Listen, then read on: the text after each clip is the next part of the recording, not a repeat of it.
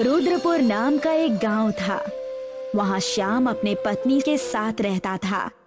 गांव में ज्यादा गर्मी होने के कारण श्याम जगह जगह जाकर आइसक्रीम बेचने का काम किया करता था। कुछ दिनों से व्यापार न चलने की वजह से श्याम घर पर ही था। मैं अब सारा माजरा समझ चुका हूँ। असली दूध और मलाई की बनाई हुई आइसक्रीम अब कोई नहीं खरीदता, लेकिन केमिकल की आइसक्रीम सब खरीदते हैं। हाँ, मैंने तो आपसे पहले ही कहा था कि केमिकल वाले मिलावटी आइसक्रीम बेचने चाहिए। फायदा तो है ही और नुकसान कुछ भी नहीं। अच्छा हुआ भगवान ने तुम्हें ही मेरे जीवन में लाया। श्याम मिलावट की आइसक्रीम ही बेचा करता। कई बार उसके खाए हुए आइसक्रीम से कुछ बच्चे बीमार भी पड़ जाया करते थे।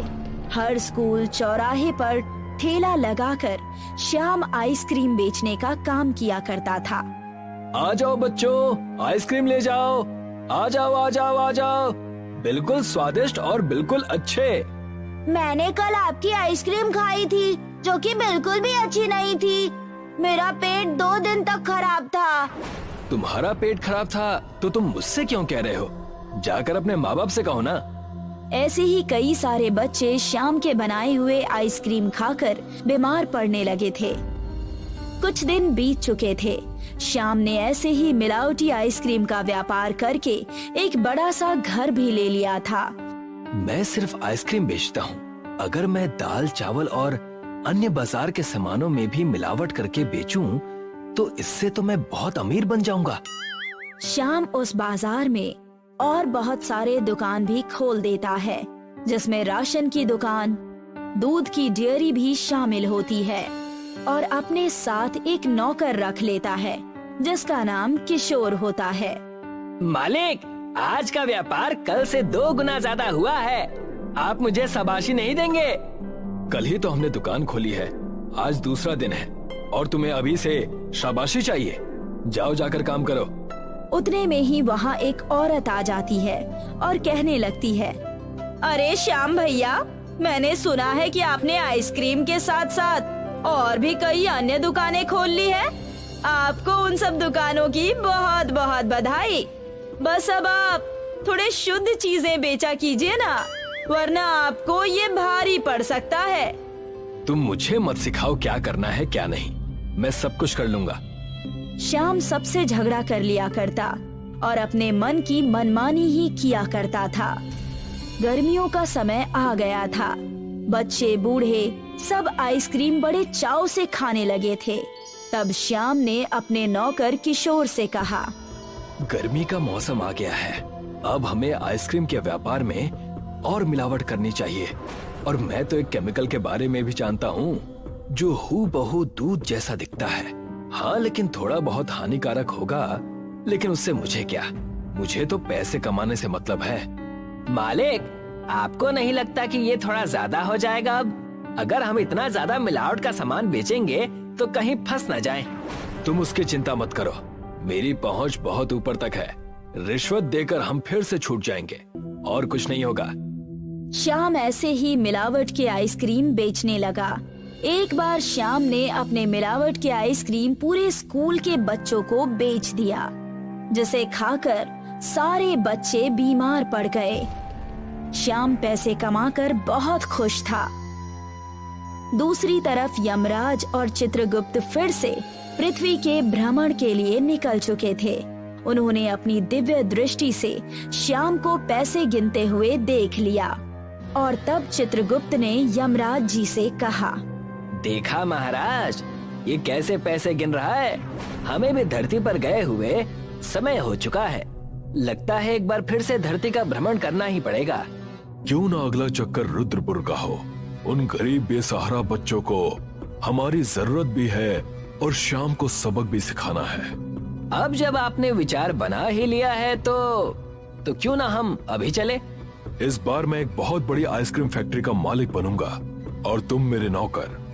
मैं तो हमेशा आपका नौकर ही बनता आया हूँ, लेकिन अगली बार कुछ और बनूंगा। और वैसा ही हुआ। यमराज और चित्रगुप्त दोनों ही रुद्रपुर में चले गए। यमराज और चित्रगुप्त वहाँ पर बस गए थे। उन्हें बसे कुछ ही दिन हुए थे। कि उन्होंने अपना व्यापार वहाँ पर बहुत बड़ा और बहुत अच्छा बना लिया था। यमराज का बोलबाला पूरे रुद्रपुर में हो गया था। सब वहीं से आइसक्रीम लेकर खाने लगे थे। ये बात जब श्याम और किशोर को पता चली तब कौन है ये लोग जो हमसे आगे निकल गए? मैं इनसे मिलना चाहता हूँ। मैंने उनके बारे में पता करने की कोशिश की, लेकिन उनके बारे में कुछ खास जानकारी मिली नहीं। श्याम उनसे मिलने के लिए यमराज के बड़े से घर में चला गया, जहाँ चित्रगुप्त ने उसका स्वागत किया और कहने लगा, आइए आइए, हम आपका ही इंतजार कर रहे थे। मेरा इंतजार? लेकिन तुम मुझे जानते भी हो। हमें सब पता है, आप आकर महाराज से मिलिए। जरूर, मैं अभी आया। श्याम जाकर यमराज से मिलता है और तब यमराज उससे कहते हैं, मैंने तुम्हारी आइसक्रीम खाकर देखी, मेरे पेट में दर्द होने लगा। इतना मिलावट क्यों कर रहे हो? वो दरअसल पैसे कमाने के लिए। मैं जो करता हूँ, जैसा हूँ, सामने बोल देता हूँ। लेकिन मैंने आपकी भी आइसक्रीम खाकर देखी, मुझे वो बहुत पसंद आई। क्या आप मुझे ये आइसक्रीम बनाने का तरीका बता सकते हैं प्लीज? मैं भी ऐसी ही आइसक्रीम बनाकर बेचूंगा, जिससे दुनिया का सबसे बड़ा अमीर बन जाऊंगा। अरे थम जाओ, ठहर जाओ, इतनी भी क्या जल्दी है? लेकिन मैं कैसे भरोसा करूं कि तुम अच्छी आइसक्रीम बनाकर बेचोगे? तुमने फिर भी मिलावट की तो? मैं ऐसा नहीं करूंगा, मेरा भरोसा करिए। अब यहाँ पर यमराज ने अपनी चाल चली और श्याम से कहा, मुझे 1 लाख आइसक्रीम बनाकर दिखाओ, अच्छे अच्छे। अगर वैसे आइसक्रीम बने जैसा मैं चाहता हूँ तो तुम जो मांगोगे वो दूंगा। 1 लाख आइसक्रीम? मैं ये करने के लिए तैयार हूँ, चाहे इसके लिए मेरा घर क्यों ना बिक जाए। संभालना, कहीं वो पिघल ना जाए। मैं आइसक्रीम अपनी फैक्ट्री में ही बनवाऊंगा, आप उसकी चिंता मत कीजिए। जब बन जाए तब मेरे पास आना। श्याम अपना घर और जमीनें उन आइसक्रीम को बनाने के लिए बेच देता है और 1 लाख आइसक्रीम बनाने में जुट जाता है। बिल्कुल अच्छे दूध और काजू बादाम डालकर वो 1 लाख आइसक्रीम बनाकर तैयार कर देता है और आइसक्रीम को एक बर्फ के खदान पर रखवा देता है ताकि आइसक्रीम पिघले ना, और वहाँ यमराज और चित्रगुप्त को मिलने के लिए बुलाता है। ये लीजिए, आपके पूरे आइसक्रीम बनकर तैयार है। मालिक ने दिन रात एक कर दिए इन्हें पूरा करने में। स्वादिष्ट और बहुत ही लाजवाब। जरा हम भी तो देखें। यमराज ने अपनी दिव्य दृष्टि से उन आइसक्रीम को लोहे की बना दी। ये क्या मजाक है? आइसक्रीम कहकर लोहे की आइसक्रीम बनाई है तुमने? तुम क्या चाहते हो, हमारे दांत इस आइसक्रीम से टूट जाएं? श्याम और किशोर ने जब लोहे की आइसक्रीम देखी तो वो लोग दंग रह गए। उनके माथे से पसीना छूटने लगा। मैं लुट गया, बर्बाद हो गया। ये लोहे के आइसक्रीम कैसे हो गए? मैंने तो मेहनत से आइसक्रीम बनाई थी, मैं लुट गया। बाजार से कर्ज लेकर मैंने ये आइसक्रीम बनाई थी, पूरे के पूरे पैसे बर्बाद। श्याम को रोता हुआ देखकर यमराज और चित्रगुप्त अपने असली अवतार में आ गए। श्याम और किशोर की यमराज और चित्रगुप्त को देखकर सिट्टी पिट्टी गुल हो गई। हम जिंदा तो है ना? कहीं हमें कुछ हुआ तो नहीं है? अब रोकर क्या फायदा? तुम्हारी वजह से उन बच्चों और लोगों को कितनी तकलीफ हुई है, इसका अंदाजा है तुम्हें? मिलावट की आइसक्रीम लोहे की आइसक्रीम से भी ज्यादा हानिकारक थी। मुझसे गलती हो गई, मुझे माफ कर दीजिए। मैं दोबारा ऐसा कभी नहीं करूंगा। हम तुम्हें क्षमा करने वाले कौन होते हैं? मनुष्य जैसे भी कर्म करता है उसे इसी जन्म में सब भुगतना पड़ता है। तुम्हें तुम्हारे किए का दंड मिल चुका है।